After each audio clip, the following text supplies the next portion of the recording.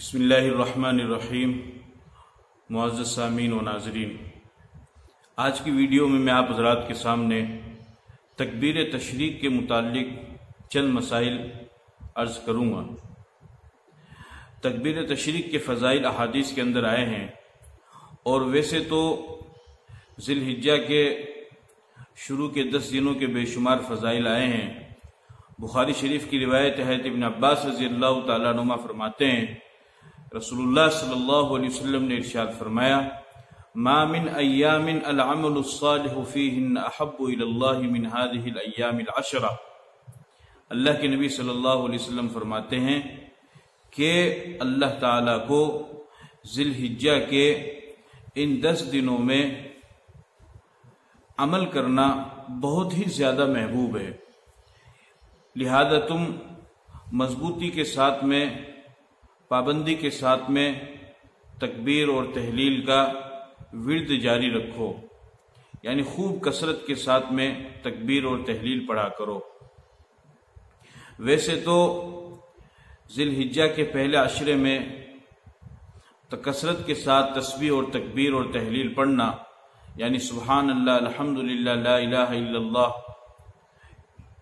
یہ کلمات پڑھنا یہ مستحب ہے، پسندیدہ ہے، لیکن 9ویں ذی الحجہ کی فجر سے 13ویں ذی الحجہ کی عصر تک ان تکبیرات تشریق کو پڑھنا یہ واجب اور ضروری قرار دیا ہے، جیسا کہ امام بیہقی رحمۃ اللہ علیہ نے حضرت جابر بن عبداللہ رضی اللہ تعالی عنہ سے روایت کی ہے کہ حضور اکرم صلی اللہ علیہ وسلم 9ویں ذی الحجہ کی فجر سے لے کر 13ویں ذی الحجہ کی عصر تک تکبیر تشریق پڑھا کرتے تھے۔ تکبیر تشریق کو تکبیر تشریق کیوں کہتے ہیں؟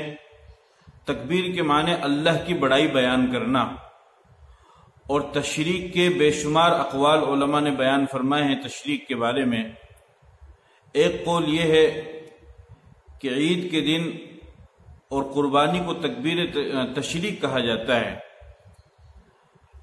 اور اس وجہ سے چونکہ عید کی نماز بھی اس وقت ادا کی جاتی ہے جس وقت سورج نکل رہا ہوتا ہے، تو اب تکبیر تشریق کا مطلب ہوا یعنی عید کے دن یا قربانی کے دنوں میں پڑھی جانے والی تکبیر۔ تکبیر تشریق کی ابتدا کیسے ہوئی؟ حضرت ابراہیم علیہ السلام جب اپنے لاڈلے بیٹے کو حضرت اسماعیل علیہ السلام کو ذبح کرنے کے لیے لٹانے لگے، اس وقت حضرت جبرائیل علیہ السلام تشریف لائے مینڈے کو لے کر کے، تو انہوں نے اس منظر کو دیکھ کر کہ حضرت ابراہیم علیہ السلام کہیں ذبح میں جلدی نہ کر دیں، انہوں نے فرمایا اللہ اکبر، اللہ اکبر۔ جب یہ بات حضرت ابراہیم علیہ السلام نے سنی تو انہوں نے جواب میں فرمایا لا الہ الا اللہ واللہ اکبر۔ جب حضرت اسماعیل علیہ السلام کو اس بات کی اطلاع ملی کہ اب ان کو ذبح نہیں کیا جائے گا بلکہ ان کے بدلے میں، ان کے فدیے میں اللہ تعالیٰ نے ایک مینڈا بھیج دیا ہے اور اس کو ذبح کیا جائے گا، تو حضرت اسماعیل علیہ السلام نے فرمایا اللہ اکبر وللہ الحمد۔ تو گویا کہ یہ پوری تکبیر تشریق اللہ اکبر، اللہ اکبر، لا الہ الا اللہ واللہ اکبر، اللہ اکبر وللہ الحمد، یہ حضرت جبرائیل علیہ السلام، حضرت ابراہیم علیہ السلام، حضرت اسماعیل علیہ السلام تینوں کی باتوں کا مجموعہ ہے۔ یہاں سے تکبیر تشریق کی ابتدا ہوئی۔ ایک مسئلہ یہ ہے کہ تکبیر تشریق کب سے کب تک پڑھنی ہے، اس کو اچھی طرح یاد رکھنا چاہیے۔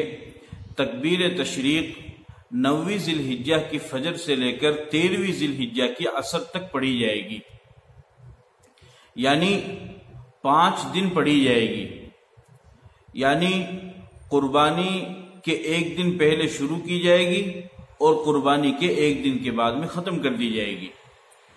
5 دن پڑھنے کا مطلب ہے 23 نمازیں، چونکہ 5 دن میں 25 نمازیں ہوتی ہے، تو 13ویں ذی الحجہ کی مغرب اور عشاء میں نہیں پڑھی جائے گی، اس وجہ سے 25 میں سے 2 نمازیں کم ہو گئی تو 23 نمازیں ہو گئی۔ ان 23 نمازوں میں ہر فرض عین نماز کے بعد میں تکبیر تشریق پڑھنا ضروری ہے۔ مرد کے لیے بآواز بلند پڑھنا ضروری ہے فرض عین کے بعد۔ فرض عین میں اس وجہ سے کہہ رہا ہوں کہ فرض کفایہ کے بعد میں تکبیر تشریق پڑھنا ضروری نہیں ہے۔ خدا مثال کے طور پر قربانی کے دنوں میں کسی کا انتقال ہو جائے تو اس کا جنازہ پڑھا جائے گا، تو ظاہر سی بات ہے جنازہ پڑھنا یہ فرض کفایہ ہے۔ تو جنازہ اگرچہ فرض کفایہ ہے تو فرض کفایہ کے بعد میں تکبیر تشریق نہیں پڑھی جائے گی، تکبیر تشریق تو صرف اور صرف فرض عین نماز کے بعد پڑھی جائے گی۔ مرد بلند آواز سے تکبیر تشریق پڑھے، اس کو بلند آواز سے تکبیر تشریق پڑھنا واجب ہے۔ دوسرا مسئلہ، خاتون تکبیر تشریق پڑھے یا نہ پڑھے۔ صحیح قول یہ ہے کہ خاتون کو چاہیے کہ وہ بھی فرض نماز ادا کرنے کے بعد آہستہ سے تکبیر تشریق پڑھے۔ یہ تکبیر تشریق پڑھنے کا حکم کیا ہے؟ تکبیر تشریق پڑھنا واجب ہے، ضروری ہے۔ اگر جان بوجھ کر کے کوئی تکبیر تشریق کو چھوڑ دیتا ہے تو وہ گنہگار ہوگا، چونکہ واجب کو جان بوجھ کر چھوڑنے والا وہ گنہگار ہوتا ہے۔ ایک مسئلہ یہ ہے کہ تکبیر تشریق کتنی مرتبہ پڑھی جائے۔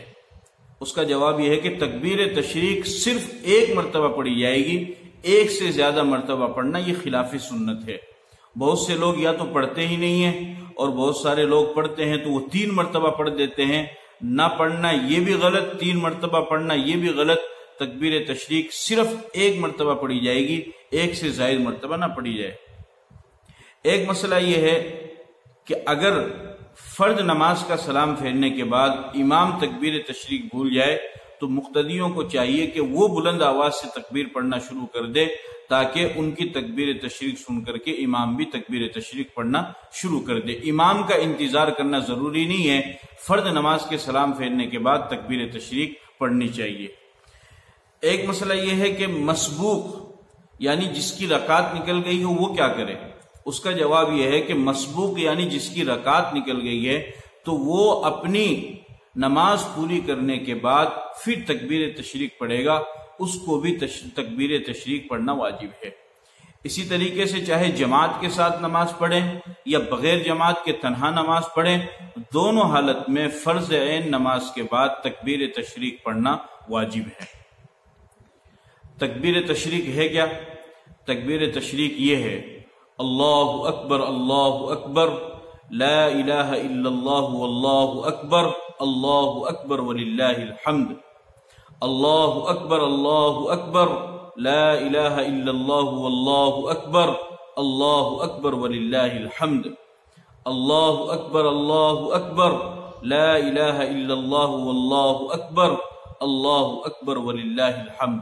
یہ تکبیر تشریق ہے، اس کو پڑھنا ضروری ہے۔